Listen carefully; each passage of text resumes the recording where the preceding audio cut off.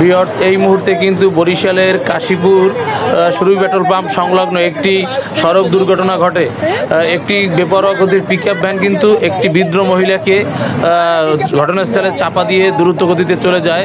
পিকআপটি আটকানো সম্ভব হয়নি।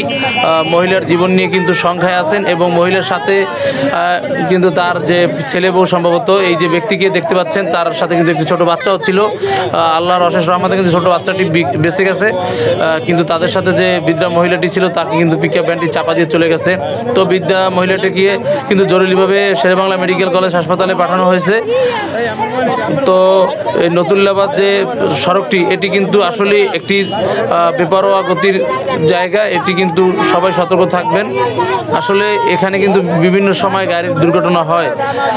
এখানে আসলে দ্রুত গতিতে যেন আইলেন দেওয়া হয়, দুইটি আইলেন যেন এখানে স্থাপন করা হয় যাতে গাড়ির গতিগুলো কম হয়। এখান থেকে একদিকে 2 লেন এবং অন্যদিকে সুরভি পেট্রোল পাম্প।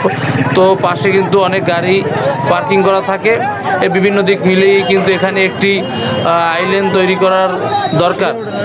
তো স্থানীয়দের দাবি এখানে যেন অতি দ্রুত প্রশাসন রাস্তার ভিতরে একটি আইলেন তৈরি করে দেয় যাতে গাড়ির গতিগুলো কমে যায়। তাহলে হয়তো বা সড়ক দুর্ঘটনা কিছুটা হলেও কমা সম্ভব হতে পারে।